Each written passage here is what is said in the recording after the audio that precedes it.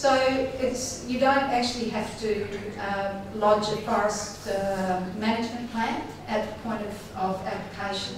So the best intentions of the applicant may be that the applicant has the best of intentions and may just want to do bushfire protection, which is fine. But once the forest, if the Forest Practices Board allows this to go ahead, then it no longer is under the jurisdiction of the planning scheme. So, and that means that apart from the fact that most people cannot appeal this, once it's taken out of the control of the local council, then it can be a private timber reserve in perpetuity. But that arrangement and any relodgement of a practices plan will not be for public consumption. So it will be really an agreement between the landowner or subsequent landowners, which is of the greatest concern if the intentions are quite innocent in a sense. So subsequent landowners that we as residents of Hobart, you as residents of Lenah Valley, will have no jurisdiction or no input into. So what I would like to see, and we have a petition later which I'll explain to you, some of you might have had a look at it already, but what I want to see is that private timber reserves are not under the Forest Practices Act, but they are under jurisdiction of planning schemes so that everybody has the right to appeal and it's not in favour of the industry, which is effectively what it is. So I think I'll wrap up now and hand back to Bill, but you hear my concerns. I thought it was important to raise this because I don't know that there were many people who actually knew that this was going on. I'm hopeful that we can get a good outcome. I mean, if we can get a good outcome with the landowner in relation to this, then I think that would be the best for our community. But to have the intention of lodging an application to the Forest Practices Board does, to me, seem rather a strange way of going about it, to if in fact it's only to clear some land or some wood for local use. So those are my concerns, and I look forward to hearing or fielding questions from you later. Thanks, Helen. I think the objection from council was quite detailed, quite a substantial objection, and also that the once it falls outside the planning scheme, we do have no say in it. But our next speaker, Michael, from the Newtown Rivulet Catchment Care Group Inc. All right. I'll just refer to notes if I may. I want this empiric rather than political. I'm an industrial officer, union official by day. That's my real lot in life. I'm also a board director of the Environmental Defenders Office, as well as being the chair and technical officer. This is my 8th or 9th year as that in relation to this beautiful catchment that we've got.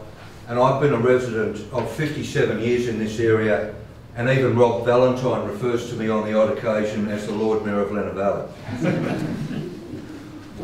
The confinement to this discussion, debate, whatever you like, from my point of view is hydrology or geomorphology, nothing else. The political element is for others to debate. Whether you like it or not, this piece of land is part of the catchment for Brushy Creek. It is the geomorphology initial site for the catchment for Brushy Creek. Having said that, I gave out little leaflets to give people an understanding of what I refer to as groundwater or surface water, but in the scheme of things is referred to as stormwater. And that's what these documents are about, is to give you an understanding of what really groundwater and surface water is. It's called stormwater by definition, when really it shouldn't be. especially if you're passionate about this catchment.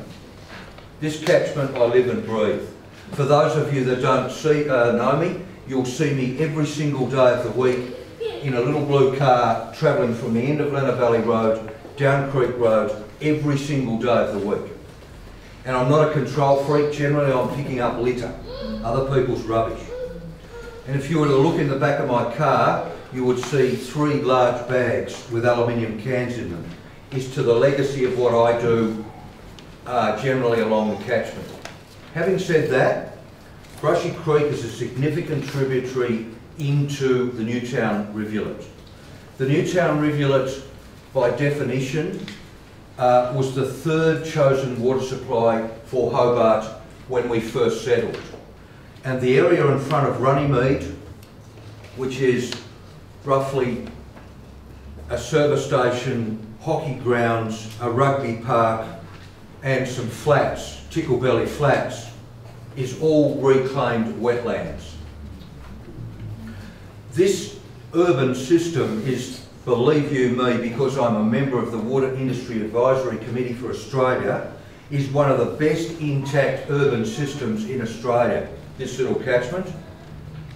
And it's at the point whereby it can be turned round. If you've been watching down Creek Road, you'll see all of the crack willow and all of the general woody weeds being removed and replaced with native plants. And at some point down the track, when I won't be around, and I think that's the key to all of this, those next generation and generation after will be able to appreciate the habitat, the returned reinstated habitat that will emerge with all the native animals and the ecosystems that go with it.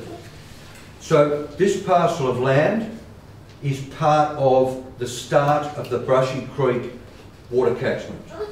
And with that overview that I handed out, you'll see percentage-wise as to the diminution of the state of the catchment, the percentage of what's lost, whether it's a full vegetation, whether it's a diminished vegetation, whether it's just a hard surface, and then the worst one, if you look, which is 98% runoff, is the hard edge engineering that we used to, curves and gutters and road surfaces. The other elements in the mix of it are the things that emanate from this pristine part of the world. And in high rain, depending on the vegetation content on the surface and below, are basic things like sediment, and the amount of sediment running off that area will increase with any tree or any vegetation removal. And then the other things that go with it are things that could be associated, and I'm not saying for 1 minute, Peter, that you will do this, but into the future, your successor or successors, things like herbicides, pesticides, hydrocarbons, you name it, minerals, arsenics, that will all end up in that catchment.